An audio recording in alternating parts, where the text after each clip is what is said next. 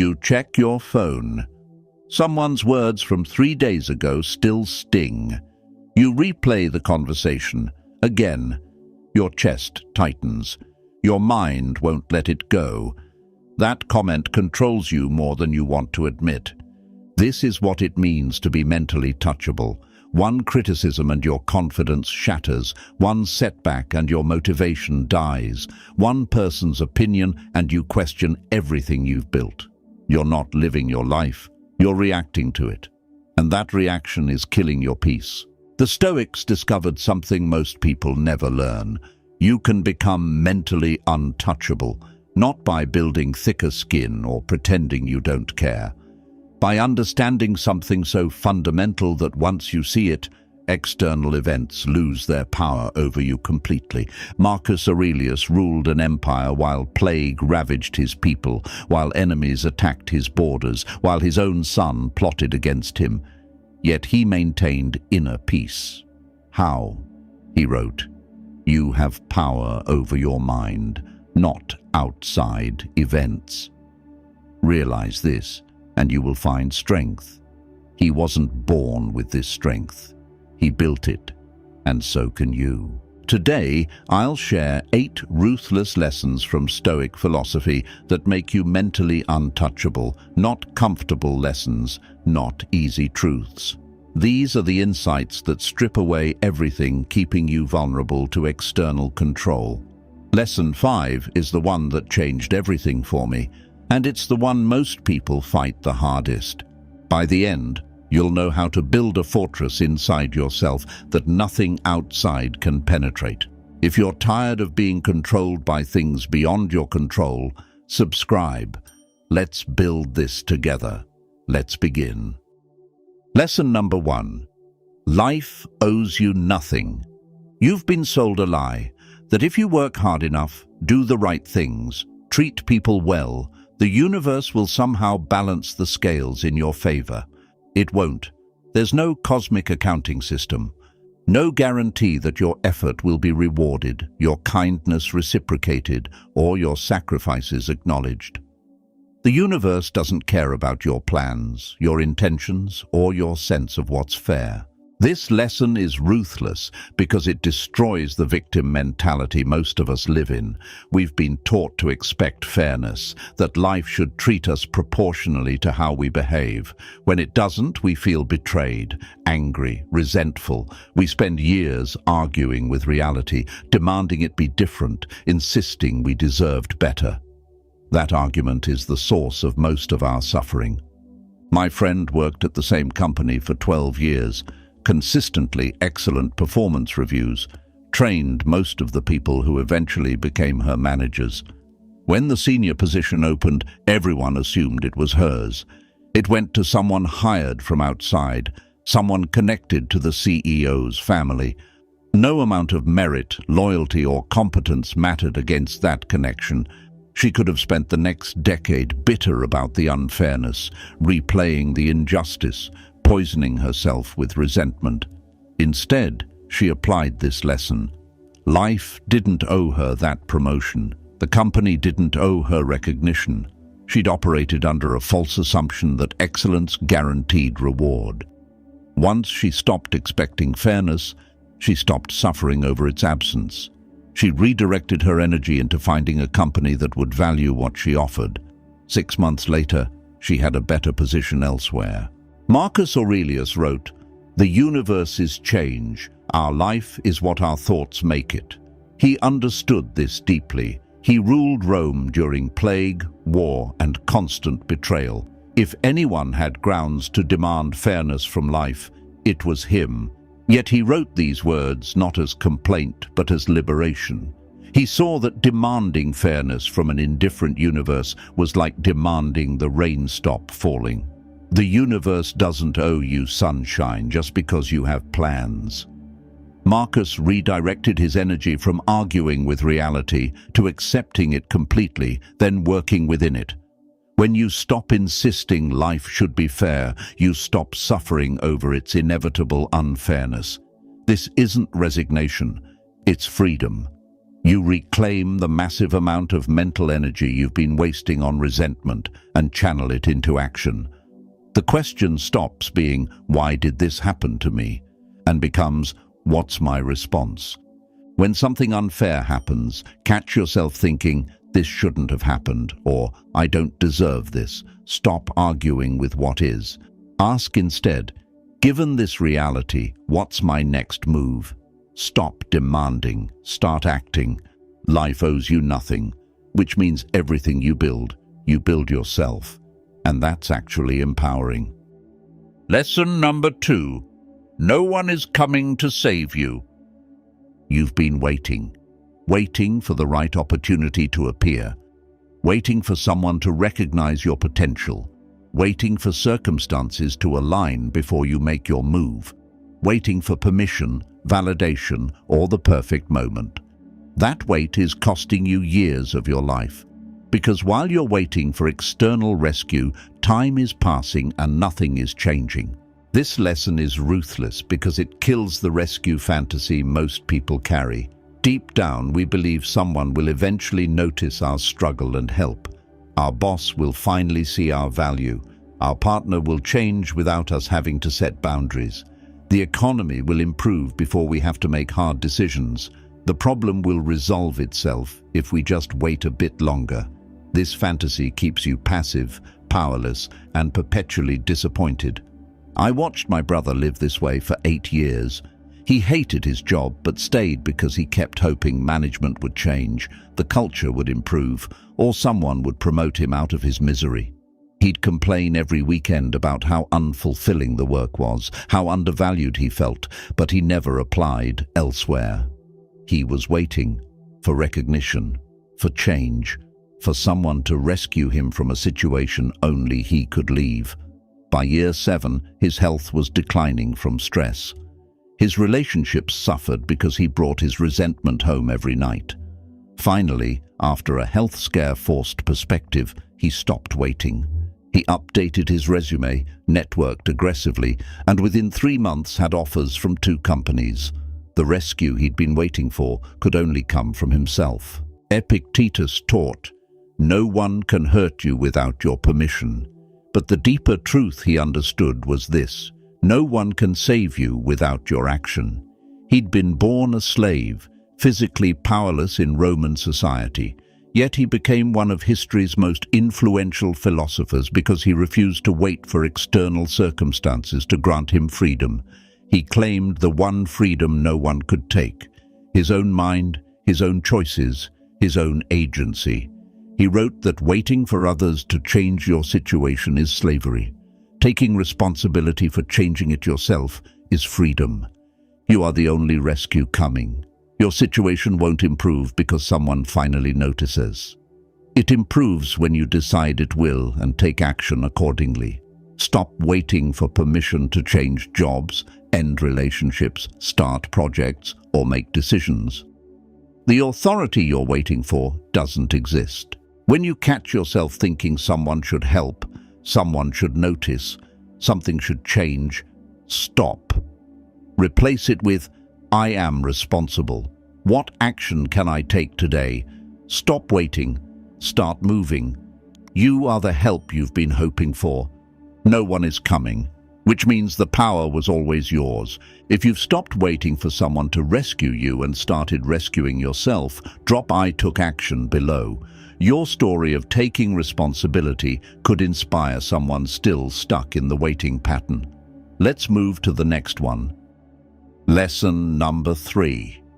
Your opinions about events hurt you more than events themselves. The traffic jam didn't ruin your morning. Your judgment that traffic shouldn't exist ruined your morning. The criticism didn't wound you. Your belief that you should be immune to criticism wounded you. The rejection didn't devastate you. Your story about what rejection means about your worth devastated you. The event happened. Your suffering came from the opinion you added to it. This lesson is ruthless because it means most of your pain is self-inflicted, not the initial event that's often beyond your control.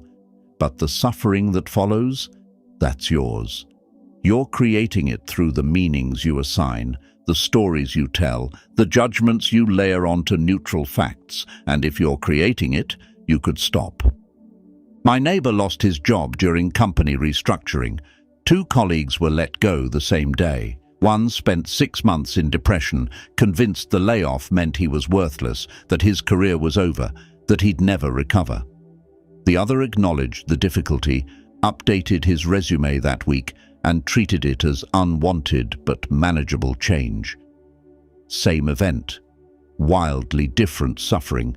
The difference wasn't the layoff, it was their opinion about what the layoff meant. The first added, "This is catastrophic. I'm a failure. Everything is ruined." The second added, "This is challenging, but I've handled challenges before." The event was identical. The suffering was not. Epictetus taught, "People are not disturbed by things, but by the views they take of them." This wasn't abstract philosophy for him. He'd been a slave who was crippled when his master broke his leg. He had every reason to be bitter about circumstances he didn't choose. Instead, he recognized something profound. The broken leg was fact. The suffering beyond physical pain was opinion. He could add, "This is unjust, I'm cursed, my life is destroyed," or he could add, "This happened, and I still control my mind." He chose the latter. From that choice came his freedom. The Stoics weren't denying that bad things happen. They were pointing out that we make bad things worse by adding layers of judgment, catastrophizing, and self-created meaning. The event is one thing, your interpretation is another, and your interpretation is where your power lives. When something unwanted happens, you have a choice. You can add opinions that increase suffering. This is terrible, unfair, catastrophic. Or you can work with bare facts. This happened, it's unpleasant, what's my response? Notice your opinions. When something goes wrong, separate what happened from what you're telling yourself it means. The event is just the event.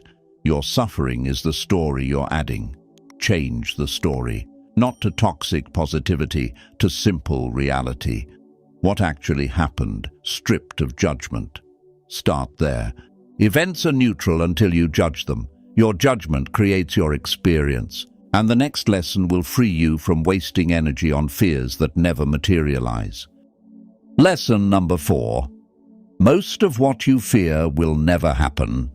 You lie awake imagining worst-case scenarios, the presentation going wrong, the relationship ending, the diagnosis coming back positive, the financial collapse. You rehearse these disasters in vivid detail, feeling the anxiety as if they're already real. But here's the truth most people never confront. The vast majority of what you worry about never materializes. You're suffering through events that exist only in your imagination. You're trading your actual present moment for a fictional future that will likely never arrive. This lesson is ruthless because it reveals how much of your life you're wasting. Not on real problems, on imagined ones. Every hour spent worrying about what might happen is an hour stolen from what is happening. And when you finally realize that 90% of your fears never came true, you'll see how much peace you surrendered for nothing. A colleague spent 6 months in anxiety after her company announced restructuring. Every day, she imagined being laid off, how she'd tell her family, how long her savings would last, whether she'd find another job at her age. She couldn't sleep, couldn't focus. Her performance actually declined because she was so consumed by fear of losing her job. The restructuring happened. Her department wasn't touched. Not a single person on her team was let go. 6 months of suffering over something that never happened. 6 months she'll never get back. Sacrificed to a disaster that existed only in her mind. Seneca wrote, "We suffer more often in imagination than in reality." He understood that humans possess a dangerous capability. We can make ourselves miserable over events that haven't happened and likely never will. He called this premeditatio malorum when done wisely, imagining difficulties to prepare for them rationally. But he distinguished between preparation and torment. Preparing for a challenge by thinking through responses is wisdom. Rehearsing catastrophes without planning action is self-torture. Seneca lived under Emperor Nero, knowing his favor could vanish at any moment. He didn't waste energy fearing every possible way Nero might turn on him. He prepared his mind for difficulty if it came, then lived fully in each present moment. When Nero eventually did order his death, Seneca faced it with calm because he'd prepared philosophically, not paralyzed himself with chronic worry. The Stoics knew the difference between productive concern and destructive anxiety. One leads to action, the other leads to paralysis. When you notice yourself catastrophizing, stop. Ask, is this fear based on current evidence, or am I imagining scenarios? If it's real and actionable, plan. If it's imaginary, release it. Your present moment is too valuable to sacrifice to fictional futures. If these ruthless lessons are shifting how you handle fear and external events, subscribe for more Stoic wisdom on building mental resilience. And if this is helping you reclaim peace you've been giving away, like it so others can discover these truths too. And the next lesson will show you how to actually embrace what you cannot change. Lesson number 5. You must learn to love what you can't change. This sounds impossible. How do you love traffic when you're late? How do you love aging when you miss your younger self? How do you love losses you never wanted?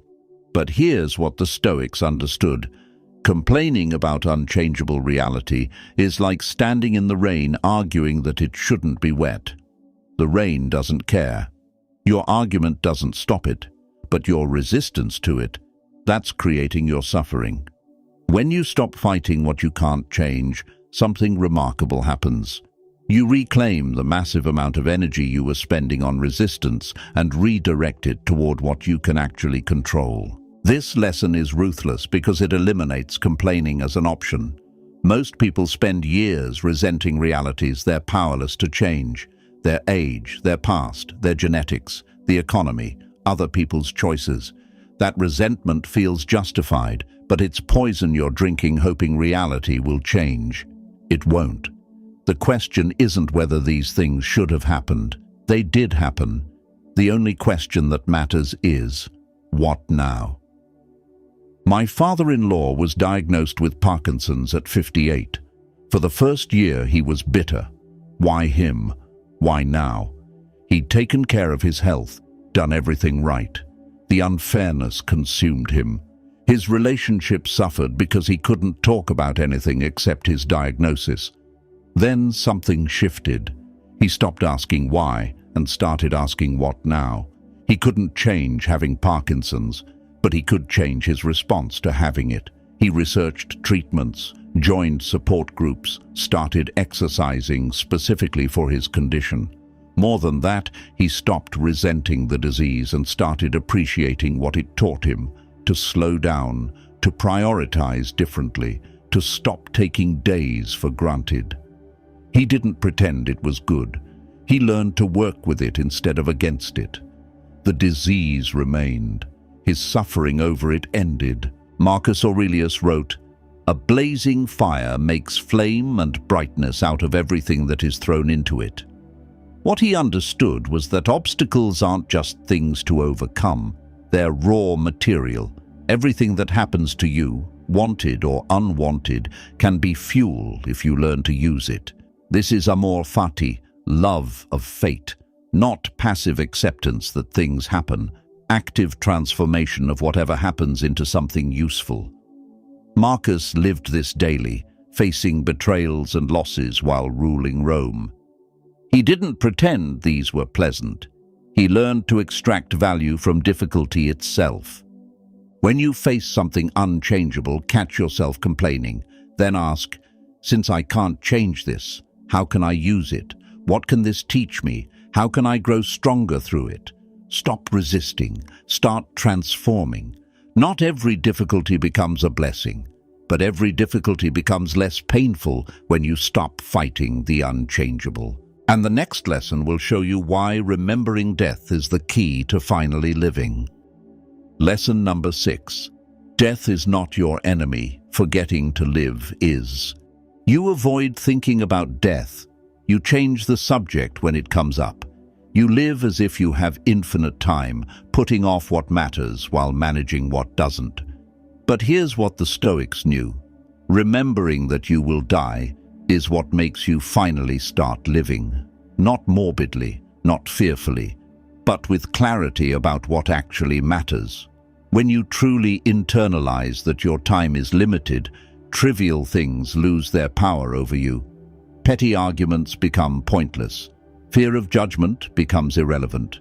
The urgent need to finally do what you've been postponing becomes undeniable. This lesson is ruthless because it forces you to confront what you're avoiding, that your time here is finite and you're wasting large portions of it.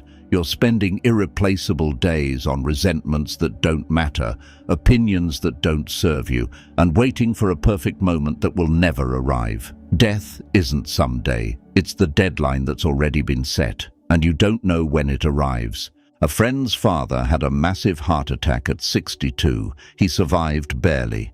When he recovered enough to talk, he said something his son never forgot.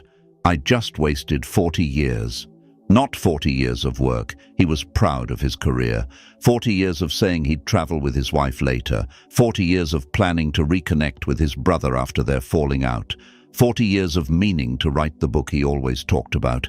He'd lived as if he had unlimited time.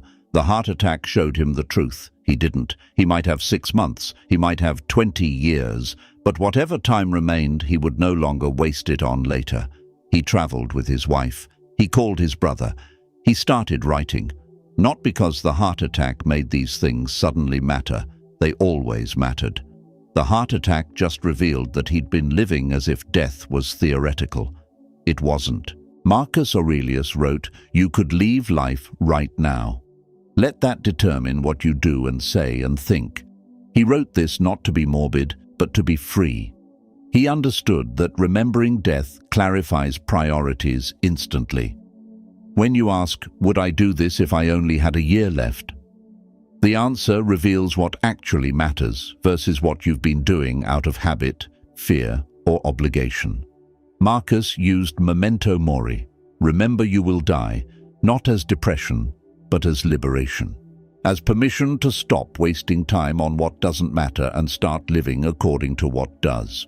When you catch yourself postponing what matters or obsessing over trivial concerns, ask, "If I had 6 months, would this matter?" Let the answer guide you. Death isn't the enemy.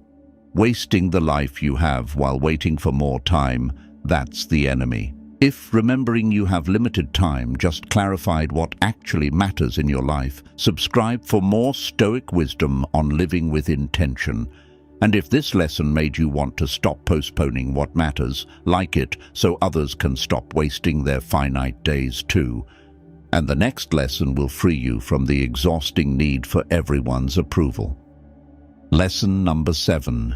People's opinions of you are none of your business. You check how your message was received. You replay conversations, analyzing tone, wondering what they really thought. You adjust your behavior based on whether people approve. You lose sleep over criticism. You make decisions to avoid judgment. But here's the truth. What people think of you is happening inside their heads, shaped by their experiences, their insecurities, their mood that day, factors you'll never know and can't influence. You're trying to control something that was never yours to control, and that attempt is exhausting you. This lesson is ruthless because it destroys people-pleasing as a strategy.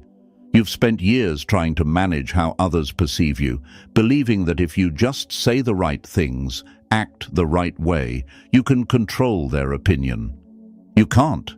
The person who admires you today might resent you tomorrow for reasons that have nothing to do with you. The person who criticizes you might be projecting their own failures. Their opinion isn't about you. It's about them, and it's not your business. My sister spent 2 decades trying to earn our mother's approval. She chose her career based on what would impress. She stayed in a relationship longer than she should have because leaving would disappoint. She dressed, spoke, lived according to what she thought would finally make our mother proud. It never worked. Our mother's dissatisfaction wasn't about my sister. It was about our mother's own regrets and unfulfilled dreams. My sister finally realized she was trying to control something impossible. When she stopped performing for approval and started living for herself, something unexpected happened. The relationship didn't improve, but my sister's suffering over it ended. She'd spent 20 years exhausting herself trying to control our mother's internal state. When she accepted that was impossible, she was finally free. Epictetus taught, if you want to improve, be content to be thought foolish and stupid. What he meant was profound. Your growth requires doing things others won't understand. Your integrity sometimes requires choices others will criticize. If you need everyone's approval, you'll never do anything worth doing. Epictetus had been a slave. He understood powerlessness. But he also understood that while others could control his circumstances, they couldn't control his character unless he gave them that power.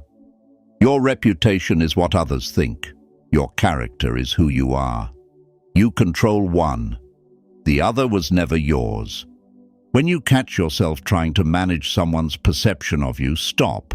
Ask, am I living according to my values or performing for approval?